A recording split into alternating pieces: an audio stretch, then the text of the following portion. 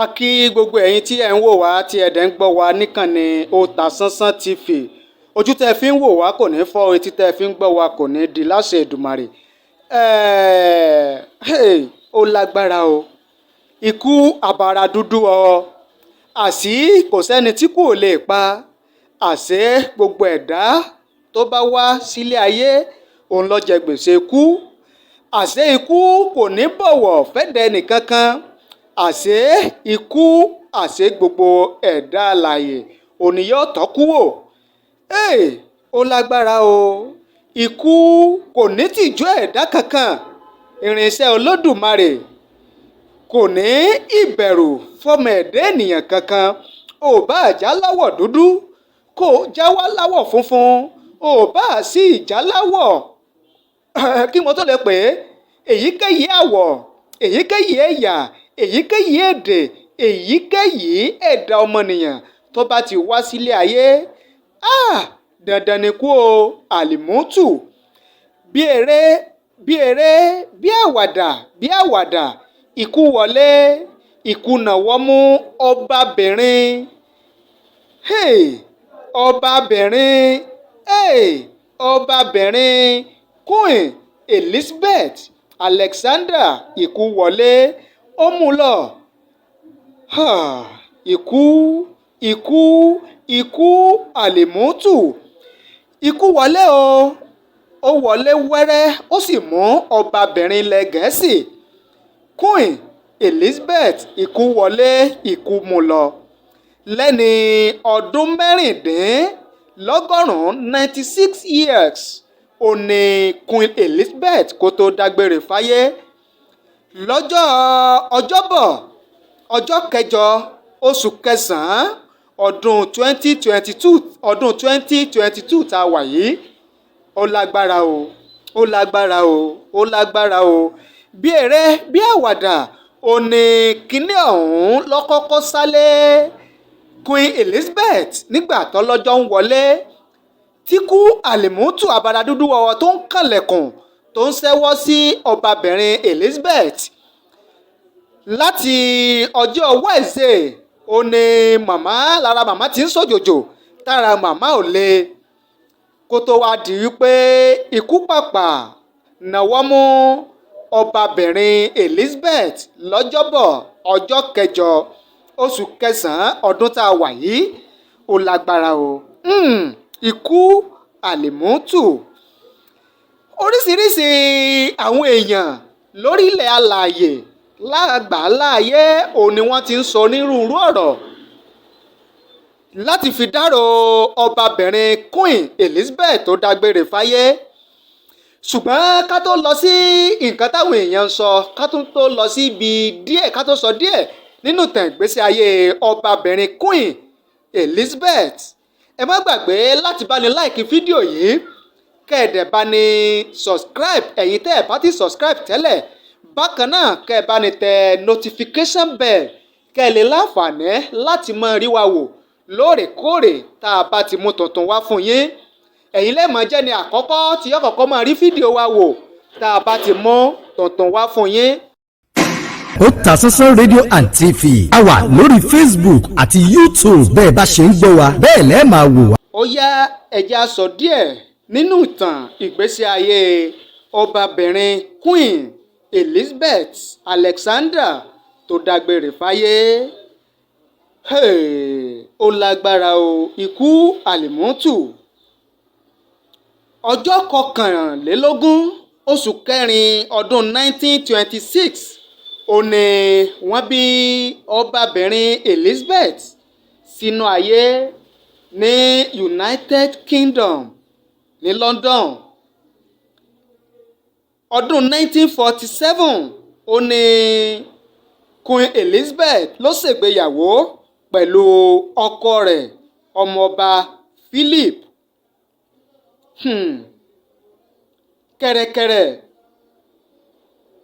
ọdún 1952 ọjọ́ kẹfà oṣù kejì ọdún 1952 ó ní Queen Elizabeth ló gorí àpèrè ló gorí ìtẹ́ gẹ́gẹ́ bí ọbabìnrin United Kingdom Queen Elizabeth ó lò 70 years àádọ́rin ọdún lórí ìtẹ́ gẹ́gẹ́ bí ọbabìnrin United Kingdom. àádọ́rin ọdún àti ọdún mẹ́rìnlénígba ló lò lórí ìtẹ́ gẹ́gẹ́ bí ọbabìnrin kó tó di pé Queen Elizabeth ó wá já wàhálẹ̀ ó dágbére fáyé ó ló dìgbà ó sè fún gbogbo ọmọ orílẹ̀-èdè United Kingdom àti gbogbo àgbáyé lápapọ̀ lọ́jọ́ kẹjọ oṣù kẹsàn-án ọdún 2022 tá a wà yìí. Ikú àlìmọ́tù. Queen Elizabeth ó lọ́kọ ó sì bímọ.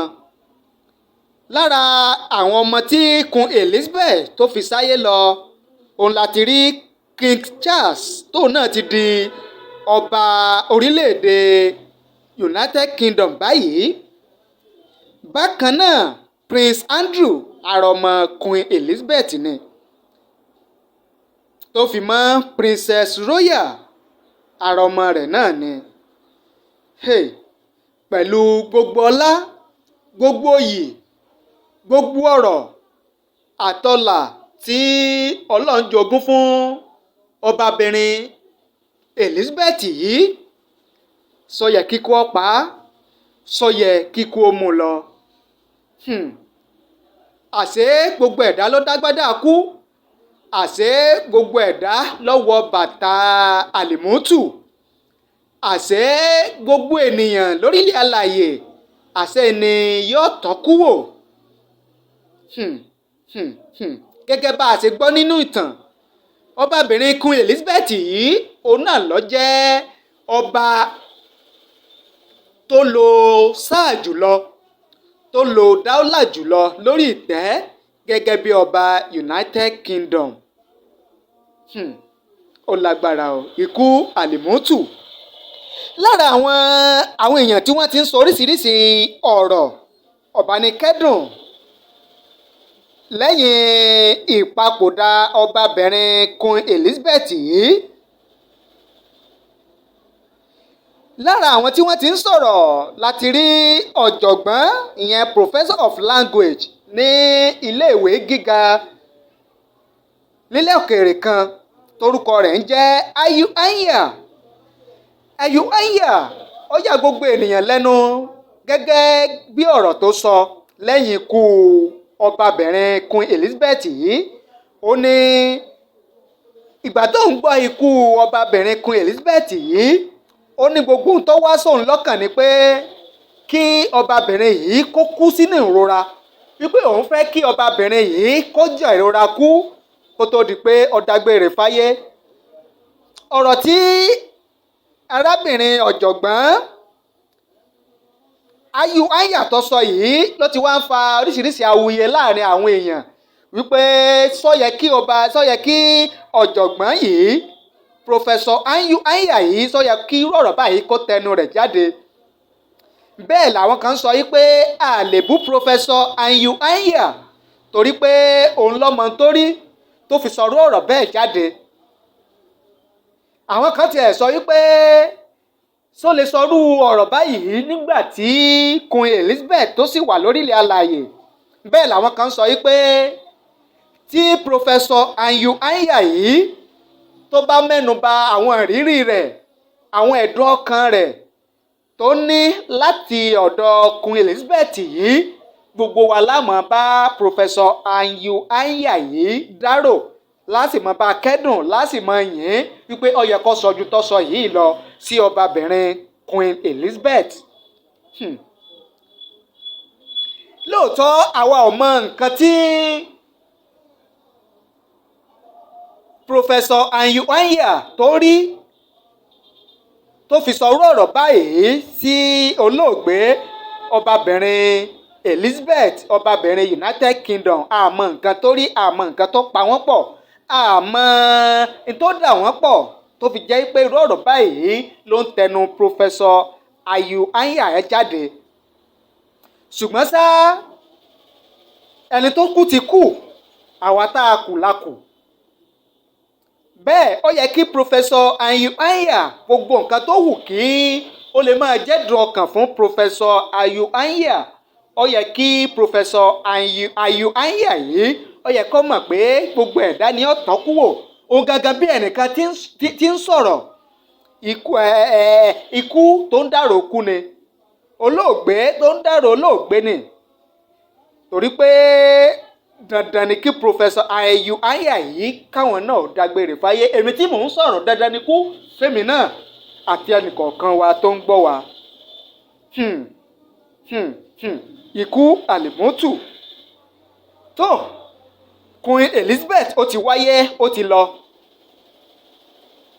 Queen Elizabeth ó ti wáyé ó ti kú àwa tá a kù la kù ikú wá sí ìmọ̀ràn ọ̀rọ̀ ìkìlọ̀ ló jẹ́ fún gbogbo ẹ̀dá tó bá sì kù lókè èpẹ̀ ká gbáyé ká sayé re ká gbé dúníyàn ká ṣe bí ọmọnìyàn tòótọ́ ká ṣe bí ọmọlúàbí torí pé ntí Queen Elizabeth tó gbélé ayé ṣe ló kù táwọn èèyàn máa sọ ntó gbélé ayé ṣe tó hù níwà ńlókù táwọn èèyàn máa sọ nípa rẹ̀ lẹ́yìn ikú rẹ̀ ó kù Queen Elizabeth àti adẹ́dà rẹ̀ ó kù ìwà Elizabeth níwájú adẹ́dà ẹlẹ́dàá tó dá Queen Elizabeth